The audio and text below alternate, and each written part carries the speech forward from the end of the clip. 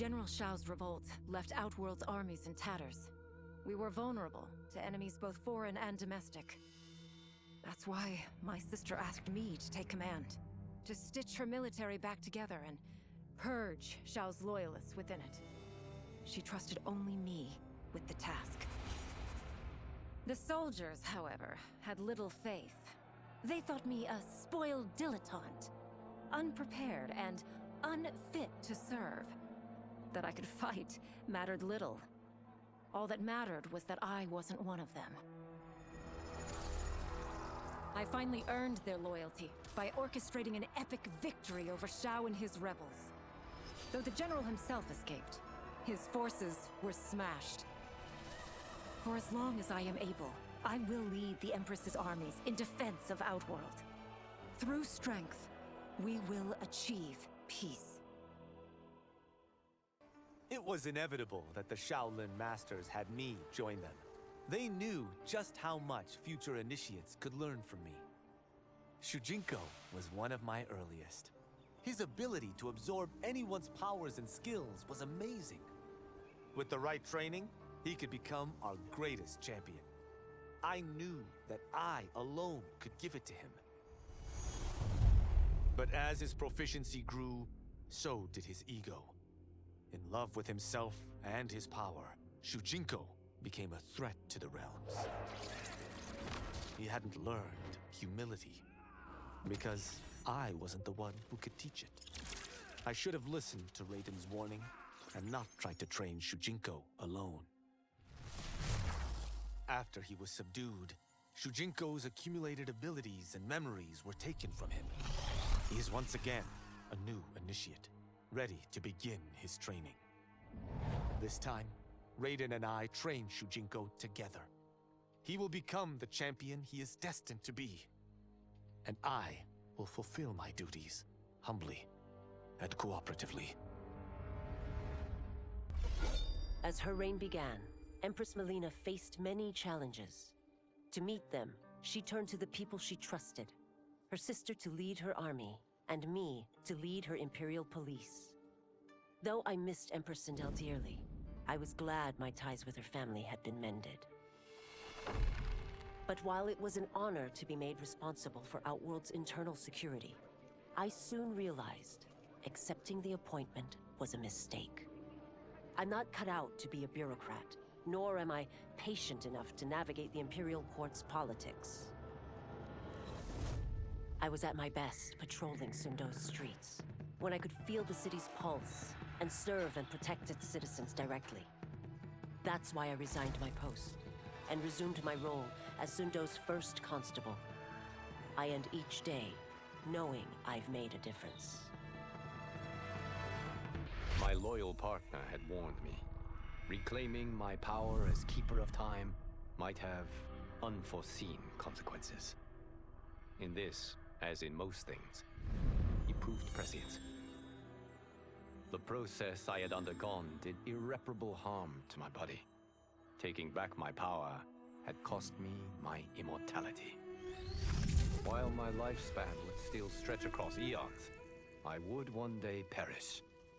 And if the war with Titan Shang Tsung taught me anything, it is that this timeline is not safe without a protector.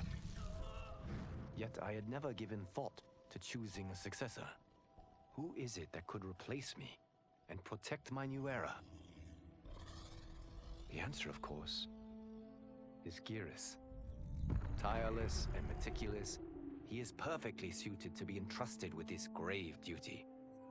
And no one knows better the temptations of the hourglass. I have no doubt he will be above them. Though worried about how the public might react, I met with Baraka to discuss his Tarkatans. Speaking from his heart, he moved me. I agreed to visit his colony and see how his people lived. The conditions were atrocious. This was one of my mother's few mistakes. Like all Outworlders, she treated Tarkatans with scorn. What they deserved from us was compassion. And the only way to get it for them was to reveal my affliction. To show all my subjects that even an empress could get Tarkot. The scandal my revelation caused was intense. But with the help of Kitana and Tanya, I emerged from it a stronger empress than ever. My honesty, empathy, and resolve won over my remaining doubters. There is no longer any question that I am fit to lead the Empire. Quan Chi's plot collapsed. Along with it, my plan to secure new beings to feed my starving people. Because I'd advocated for partnering with him, I was held responsible. If I didn't seize for Viternus' new feeding grounds, the Coven would banish me. But then, I had a revelation. I didn't need to conquer realms to feed my people. I simply needed to capture enough beings to breed them. Once they multiply, Viternus will have a limitless, renewable source of food. And I only need a few thousand to start. A number so small compared to the billions in the realms that no one will notice as people go missing. But it will be more than enough to establish our breeding stock and feed a ravenous Viternus. Were it not for my godly counterpart, I would not have survived the battle against Titan Shang Tsung. Meeting him, though, raised questions. Why did I replace him in this new era? Why was I made mortal? Lord Liu Kang told me of his Raiden's nobility and righteousness, about his steadfast leadership in the defense of Earthrealm. He also told me about Raiden's dark side, how he could be consumed by rage and cast aside the rules he otherwise lived by. Making me mortal and incapable of such anger was to keep me from following in his footsteps. Though I understood the reasons why, I felt I had been done a disservice. To survive the coming battles, I may need the edge that only great rage can bring. As the Shaolin couldn't aid me, I sought out someone who could. Someone to stoke the fire within me and teach me to master it. For this, I could have no better teacher than the Shirai Ryu's Grand Master. To elude capture by Empress Mileena, I joined Havik's crusade in Saido. There, I summoned more magic than I thought possible, and drowned out the old regime. Havik's longed-for anarchy had been achieved. He was more than satisfied. But I was left empty and broken. Had I been satisfied as Outworld's High Mage, not let myself be tempted by Shang Tsung, a great city would not now lay in ruins. I've caused devastation, ended thousands of lives, all because of my blind ambition. I've betrayed my oath, my sovereign, and my realm. These high crimes merit punishment, and I'll accept whatever the Empress gives me. My only ambition now is to one day be forgiven. With General Shao freed from prison, we began raising a new army against the royal family. Though many were eager recruits, few were good at soldiering. It was so bad, the general was forced to change tactics. He decided that we needed a doomsday weapon. That weapon isn't a thing, though. It is a monster. Onaga, the Dragon King. The general told me the old legends were true, that his ancient ancestor defeated Onaga, trapping him deep inside Mount Sagan. The Dragon King is still there today, his pent-up fury waiting to be unleashed. Because Onaga is so dangerous, the general wouldn't risk trying to tame him before. But now, he feels we have no choice. Though I likely won't survive, I accept this mission gladly. I can think of no greater honor than to give my life in the general's service. After fleeing Outworld, I hadn't expected to return. But then, I also hadn't expected the new Empress to make me an offer I couldn't refuse. To thank me for helping stop General Shao's rebellion, she asked me to be her emissary to the Zaterrans. Going home, bearing the seal of the royal house, I would show, once and for all, that my mutation wasn't to be feared. That it wasn't a source of shame. To my surprise, I was welcomed.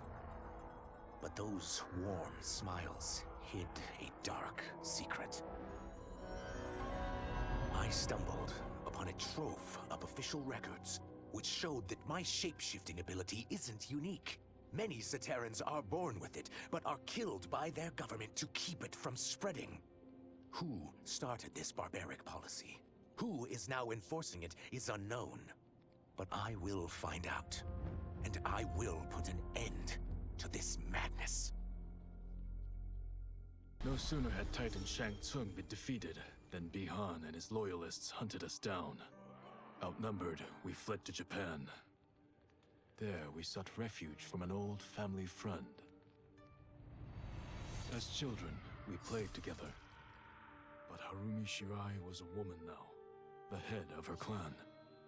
Her strength, beauty, and intellect awed me. Also incensed by Bi-Han's betrayal, Harumi agreed to help me forge a new clan, one that would stand against him and defend Earthrealm. Her aid proved invaluable, and as time went on, we grew closer. To honor Harumi and pay respects to my new bride, I named the clan after her, calling it the Shirai Ryu. Now the battle against my brother begins in earnest. The Shirai Ryu won't rest until Bi-Han is defeated, and the Lin Kuei's honor restored. After escaping Lei Chin prison, I was hounded by the Imperial Police. I needed a place to hide and to recuperate while I plotted the best way forward. I knew the remote canton of my youth would be perfect. To escape capture, I traveled by sea. Little did I know that a gargantuan storm was brewing. My tiny craft was smashed apart. I closed my eyes, waiting to drown, hoping that the Netherrealm wouldn't claim my soul. But when I reopened them, I found myself not in hell, but on a deserted island. From its ruins, I could tell that great sorcerers had once lived there. In the caves beneath the ruins, I found what I can only describe as a well of souls. Once I learn how to wield its power, I will become invincible. The battle had been lost, but the war isn't over. I won't stop fighting until I take Outworld's throne. That they thought Lei Chin prison would hold me is laughable. Once free, I began planning my next campaign. I would need an unstoppable army to overthrow Mileena. Unfortunately, most of my former soldiers lacked the courage to rally to my standard. Rebuilding my army would require finding new recruits. And that task is proving easier than expected. Outworld's golden age has left more than a few behind. Without hope, without power, they eagerly heed my call to tear down Mileena's government. As the darkness enveloped me, I took a long last look at my family. I did not expect to see them again until their souls joined mine in the living forest. But miraculously, my beloved husband delivered me from oblivion. Though he couldn't save my body, Jared had preserved my soul. Like him and countless others, I am now a part of Ermac. Yet ours is not a peaceful repose. The collected souls within Ermac have their own needs and agendas. Before we can speak as one, we must first reach consensus. I had thought, as the former rulers of Outworld, I and Jared would hold sway. But here we are, two souls among many thousands, fighting for the right to be heard. And if there is one thing we do well together, it is fight. We will win the right to govern Ermac as we once had governed Outworld. And we will rule for the benefit of all. Kuai Liang and I were working hard to build our new clan. But even with the help of his close friend Harumi, it was difficult. The biggest problem was finding the right initiates. Then, one night, while walking outside Harumi's compound, I was attacked. I thought at first it was a Lin Kuei assassin, but his strikes were too uncertain, too angry. My attacker, it turns out, was a boy. Homeless and hungry, his assault was born of desperation. He needed money so that he could eat. It was like looking at myself 15 years ago. I would have ended up just like him if the Lin Kuei hadn't taken me in. So I took the boy to Kuai Liang, who also appreciated his fire. We made him our first initiate. The boy's name? Hanzo Hasashi. I had broken the Lin Kuei free of Liu Kang's enslavement. We were now masters of our destiny, and could take our place among Earthrealm's great nations. But taking and holding territory would require a vast army. I needed more fighters to make our presence felt. Then I recalled Shang Tsung's dragon warriors. An army of them would be unstoppable. But trafficking in such strong magic would surely draw Liu Kang's attention. Sector advised that we avoid detection by building our army using science, not sorcery. We've invested much into this endeavor, and we are beginning to see results.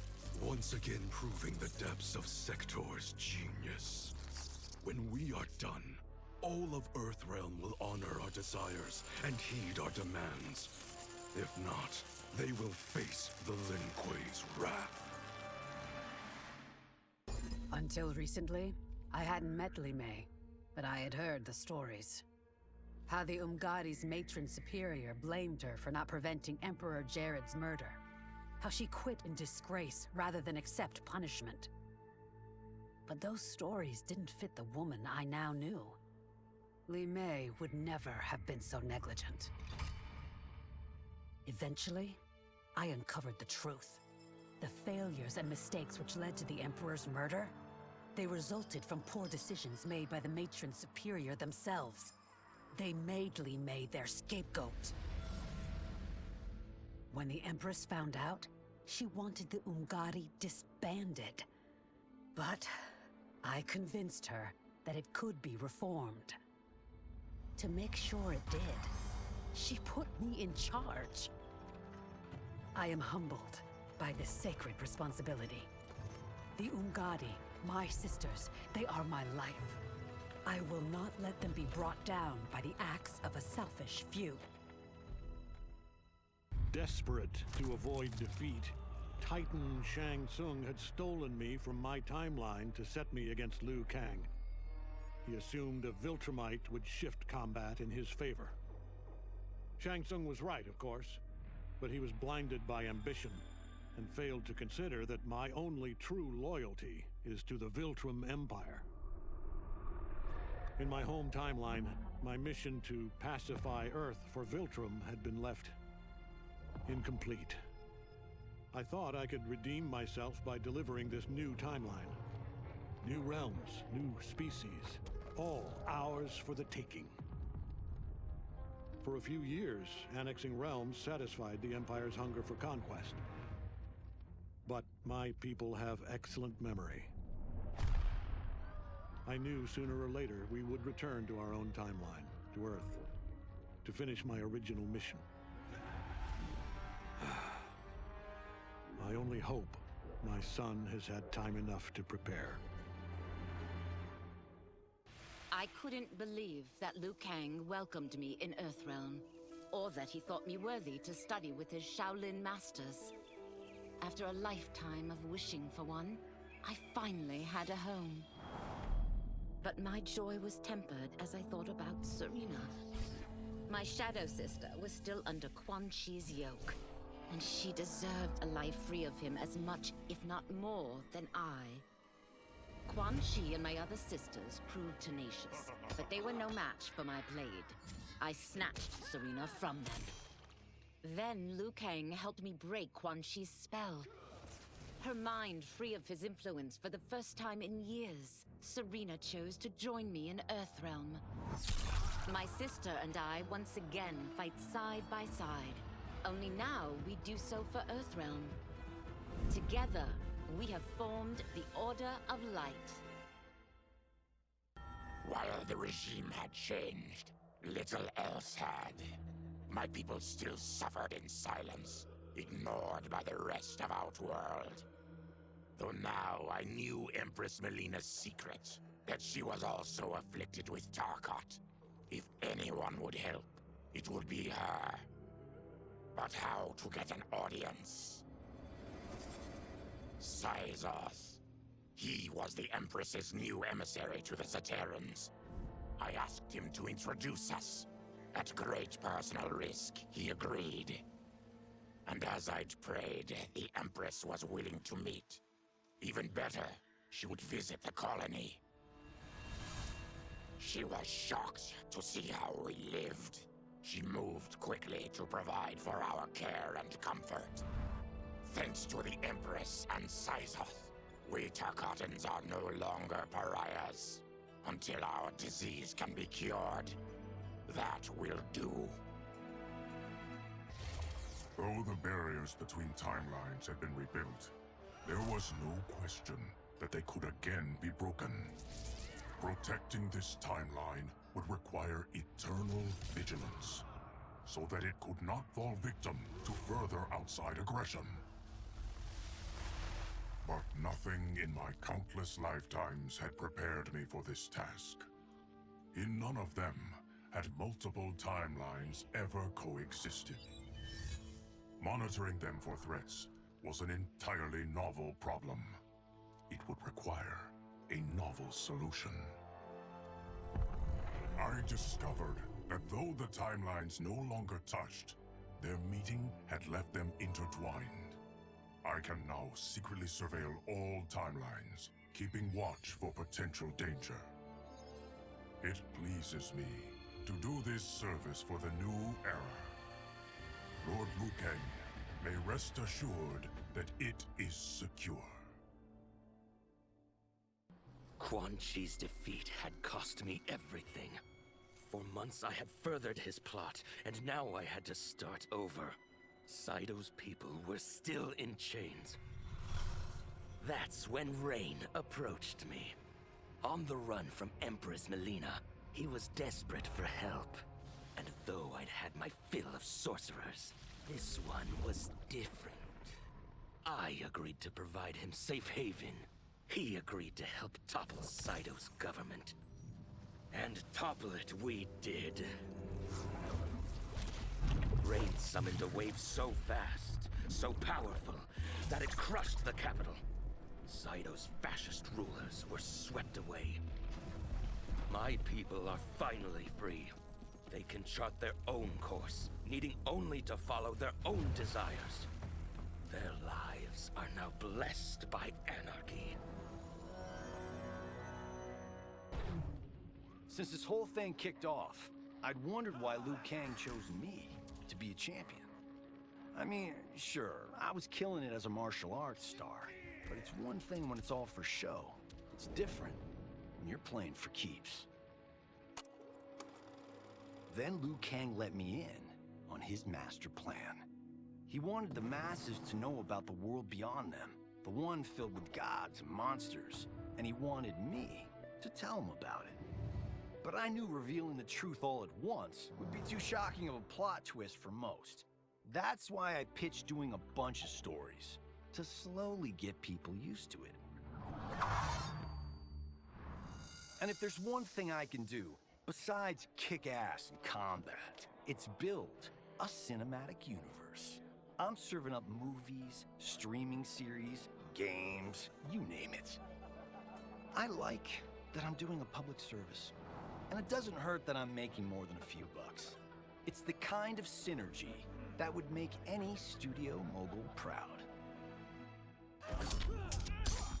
I wasn't looking for allies against the Yakuza, but I found one in Special Agent Jackson Briggs.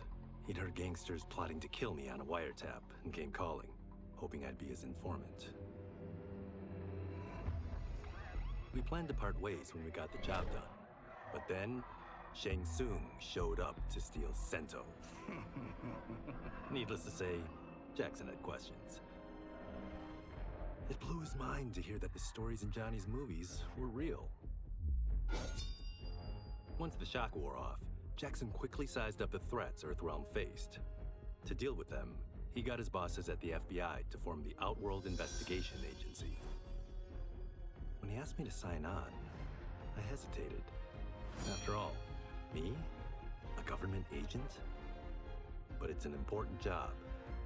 And more importantly to me, an honest living.